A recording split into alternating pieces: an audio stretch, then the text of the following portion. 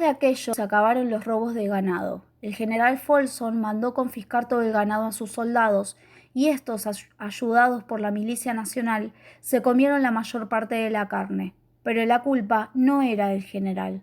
Su deber era mantener la ley y el orden, y como los mantenía por medio de los soldados, estaba obligado a alimentarles a ellos en primer lugar. Fue por entonces cuando se produjo el gran pánico. Las gentes acomodadas emprendieron la huida. Luego, los habitantes de los barrios bajos se contagiaron y huyeron alocados de la ciudad. El general Folsom estaba satisfecho. Se calculaba que por lo menos 200.000 almas habían abandonado San Francisco y en ese mismo propósito se había resuelto su problema de alimentarlos. Aún recuerdo aquel día. Por la mañana había comido un mendrugo de pan. Me había pasado media tarde de pie en la cola de pan y había regresado a casa de noche cansado y abatido, llevando poco más de 1 kilo de arroz y una loncha de jamón. Brown me recibió a la puerta con gesto cansado y asustado. Me informó que todos los sirvientes habían huido. Solo él se había quedado. Me sentí conmovido por su fidelidad y cuando me enteré de que no había comido nada en todo el día, compartí con él mis provisiones. Nos comimos la mitad del arroz y la mitad del jamón, dividiéndolo a partes iguales y reservando la otra mitad para el día siguiente. Me fui a la cama con hambre y no pude conciliar el sueño en toda la noche. Por la mañana descubrí que Brown me había abandonado y, para mayor desgracia, me había robado lo que quedaba de arroz y del jamón. El puñado de socios que se reunió aquella mañana en el club presentaba un aspecto abatido. No quedaba rastro de la servidumbre. Todos los empleados habían desaparecido. Pude observar asimismo que el servicio de plata había desaparecido y me enteré del cómo y el dónde. No lo habían cogido los sirvientes por la sencilla razón, supongo, de que los propios socios del club se habían anticipado. La manera de utilizarlo era simple. Al sur de la calle del Mercado, en las viviendas de los ILW, las amas de casa habían suministrado abundantes comidas a cambio de él. Volví a casa. Efectivamente, toda la plata labrada había desaparecido excepto un pedazo de jarrón. Lo envolví y me dirigí con él al sur del mercado. Después de la comida me sentí mejor y regresé al club para enterarme si había habido algún cambio. Hanover, Collins y Deacon se marchaban en aquel momento. No quedaba nadie dentro, me dijeron, y me invitaron a unirme a ellos. Se proponían abandonar la ciudad utilizando los caballos de Deacon y había uno para mí. Deacon poseía 4 hermosos caballos de tiro que quería salvar, pues el general Folsom le había confiado que a la mañana siguiente serían confiscados todos los caballos que quedaban en la ciudad para servir de alimento. No quedaba ya mucho, porque habían soltado a miles y miles de ellos por el campo cuando el heno y la cebada acabaron en los primeros días. Recuerdo que Birdale, que tenía un negocio de transporte, soltó 300 caballos de tiro, a un promedio de $500 cada uno. La cifra había alcanzado los $150.000. Al principio mantuvo la esperanza de recobrar la mayoría cuando acabase la huelga, pero al final no recuperó ni uno. Se los comió todos la gente que huyó de San Francisco. En este sentido, los caballos y las mulas del ejército ya habían empezado a ser sacrificados para servir de alimento. Por suerte para Deacon, él tenía almacenado su establo heno y cebada en abundancia. Conseguimos 4 sillas de montar y encontramos a los animales en excelentes condiciones, aunque no habituados a la montura. Mientras cabalgábamos por las calles me acordé de San Francisco del gran terremoto, pero el aspecto de este San Francisco era mucho más lamentable. Esto no había sido causado por ningún cataclismo natural, sino por la tiranía de las asociaciones obreras. Bajamos por Union Square y pasamos por las zonas de teatros, hoteles y comercios. Las calles estaban desiertas. Aquí y allá se veían automóviles, abandonados, en el mismo lugar donde se habían averiado o donde se les había acabado la gasolina. No se observaban señales de vida, salvo por algún policía o grupos de soldados que de trecho en trecho vigilaban los bancos y edificios públicos. En una ocasión nos encontramos con un obrero de la ILW pegando la última proclama y nos detuvimos a leerla. Decía así: hemos mantenido una huelga disciplinaria y mantendremos el orden hasta el final. El final llegará cuando se satisfagan nuestras reivindicaciones y nuestras reivindicaciones serán satisfechas cuando hayamos rendido por el hambre a nuestros patronos, del mismo modo que nos han rendido a nosotros muchas veces en el pasado. Las mismas palabras de Messener, dijo Collins. Yo, por mí, estoy dispuesto a rendirme con tal de que me den la oportunidad. Hace un siglo que no como una comida decente. Me pregunto cómo sabrá la carne de caballo. Nos detuvimos a leer otra proclama. Cuando creamos que los patronos estén dispuestos a rendirse, abriremos los telégrafos y pondremos en comunicación a las asociaciones patronales del país, pero únicamente se les permitirá enviar mensajes relativos a las condiciones de paz. Continuamos nuestro camino atravesando las calles del mercado y poco más tarde cruzamos los barrios obreros. Aquí las calles no estaban desiertas. Apoyados en los quicios de las puertas o en los grupos estaban los obreros de la ILW. Chiquillos bien alimentados y contentos se entretenían con sus juegos mientras robustas comadres cotorreaban sentadas a la puerta. Todos, sin excepción, nos miraban burlonamente. Algunos chiquillos, corriendo tras nuestros caballos, gritaban: amigo, ¿no tiene hambre? Y una mujer que estaba dando de mamar a una criatura gritó a Deacon: oiga, gordito, le doy una comida estupenda, cambio de su penco, jamón, patatas, gelatinas de frambuesa, mantequillas de lata y 2 tazas de café. ¿Te has dado cuenta, me comentó Hanover, de que en los últimos días no se ve ni un perro perdido por las calles? Me había dado cuenta vagamente, pero sin reparar en ello. Ya iba siendo hora de abandonar la infortunada ciudad. Finalmente logramos alcanzar la carretera de San Bruno, por el cual nos dirigimos hacia el sur. Nuestra meta era mi casa de campo, cerca de Mento. Pero enseguida empezamos a descubrir que el campo estaba peor y era mucho más peligroso que la ciudad. En esta, los soldados y la ILW guardaban el orden. En el campo, en cambio, reinaba la anarquía. 200.000 personas habían huido de San Francisco en dirección sur, y ante los ojos teníamos incontables pruebas de que su huida había tenido el efecto de una plaga de langostas. Todo lo habían barrido a su paso. Había habido pillaje y violencia. Aquí y allá se veían cadáveres al borde de la carretera y las ruinas ennegrecidas de las granjas incendiadas. Las vallas habían sido derribadas y las cosechas pisoteadas por la multitud. Las hordas hambrientas habían arrancado todas las parcelas de hortalizas. Todos los pollos y animales de las granjas habían sido sacrificados. Y lo mismo se podía decir de todas las carreteras principales que partían de San Francisco.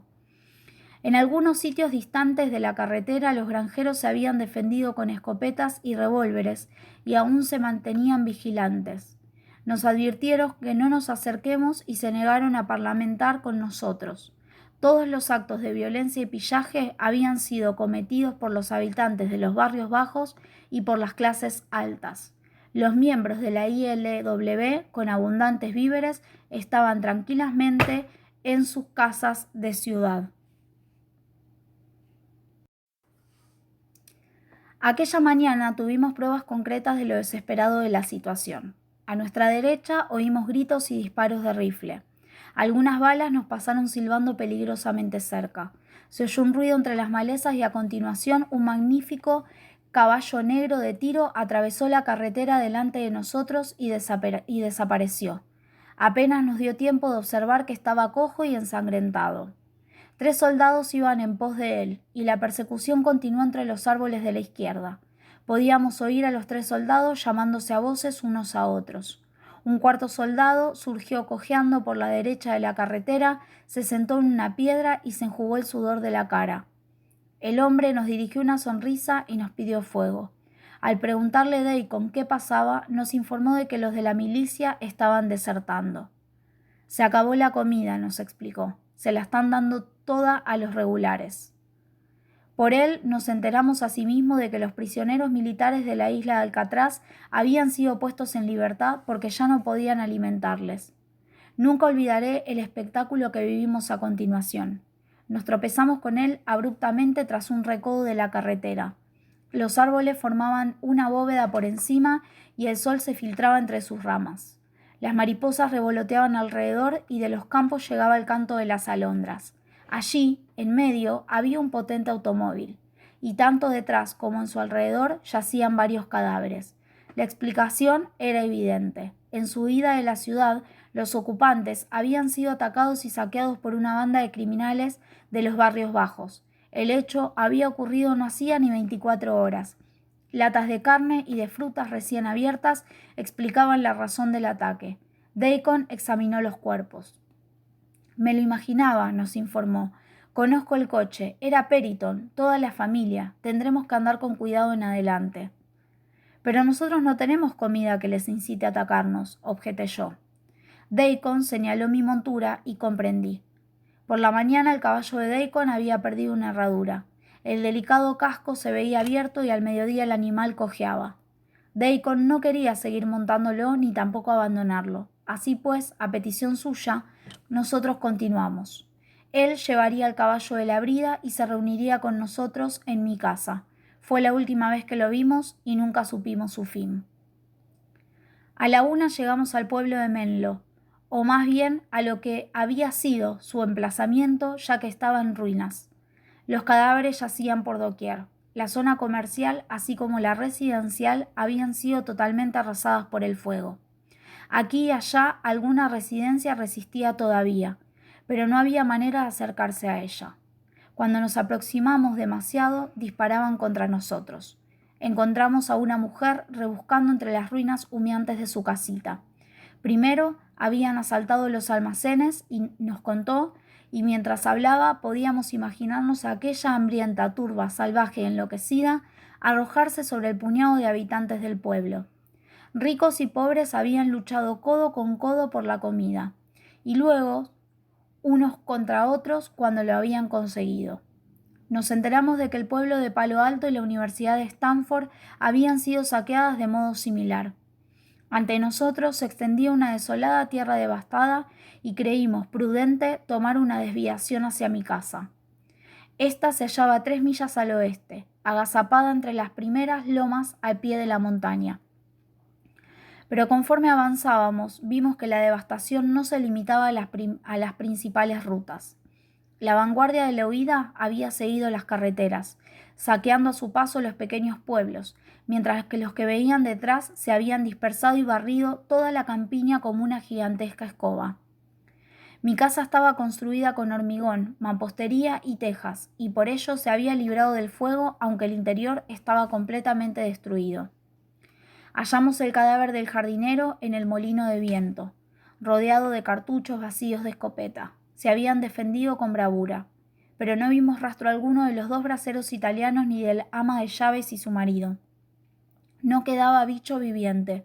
Terneros, potros, aves de corral y los pura sangre, todos habían desaparecido.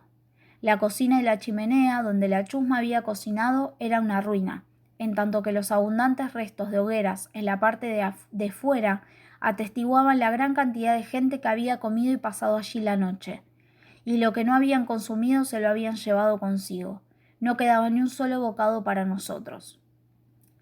Pasamos el resto de la noche esperando en vano a Deacon, y por la mañana ahuyentamos con nuestros revólveres a media docena de merodeadores. Luego sacrificamos uno de los caballos, guardando para el futuro la carne sobrante. Por la tarde, Collins salió a dar un paseo y no regresó. Esto fue demasiado para Hanover. Estaba decidido a huir inmediatamente y a duras penas pude convencerlo de que esperase hasta el amanecer. Por mi parte, convencido de que el fin de la huelga estaba cerca, resolví regresar a San Francisco. Así, pues, a la mañana siguiente nos separamos, y mientras Hanover se dirigía al sur con 50 libras de carne atadas en su montura, yo, con una carga similar, me dirigí hacia el norte. El pequeño Hanover logró salir indemne, y hasta el fin de sus días sé que continuará aburriendo a todo el mundo con el relato de sus peripecias. En cuanto a mí, volviendo a la carretera principal, logré llegar hasta Belmont, donde 3 milicianos me robaron la carne que llevaba. La situación no había cambiado, me dijeron, sino que iba de mal en peor. Los de la ILW tenían escondidas provisiones suficientes para resistir meses todavía. Cuando conseguí alcanzar Baden, un grupo de 12 hombres me despojaron del caballo. 2 de ellos eran policías de San Francisco y los demás soldados regulares. Esto era mala señal. La situación debía ser extremada para que los regulares empezasen a desertar. No había hecho más que reanudar mi camino a pie cuando ya tenían ellos una hoguera encendida y el último de los caballos de Deacon yacía en el suelo muerto. Quiso el destino que me torciese un tobillo y solo llegara a alcanzar la zona sur de San Francisco. Allí pasé la noche en un cobertizo, tiritando de frío y ardiendo de fiebre al mismo tiempo. 2 días pasé tendido en aquel lugar, demasiado enfermo para moverme, y al tercero, mareado y tambaleante, valiéndome de una muleta improvisada, me dirigí con paso vacilante hacia San Francisco. Estaba débil también, pues llevaba ya 3 días sin probar bocado. Fue un día de tormento y pesadilla. Como en un sueño, me crucé con cientos de soldados regulares que marchaban sin rumbo en dirección contraria, y muchos policías con sus familias organizados en caravanas para protegerse mutuamente. Al entrar en la ciudad recordé la casa del obrero en la que había cambiado el jarrón de plata y en aquella dirección me guió el hambre. Estaba oscureciendo cuando llegué al sitio. Di la vuelta por el callejón y al subir a gatas los escalones de las puertas de atrás me desplomé.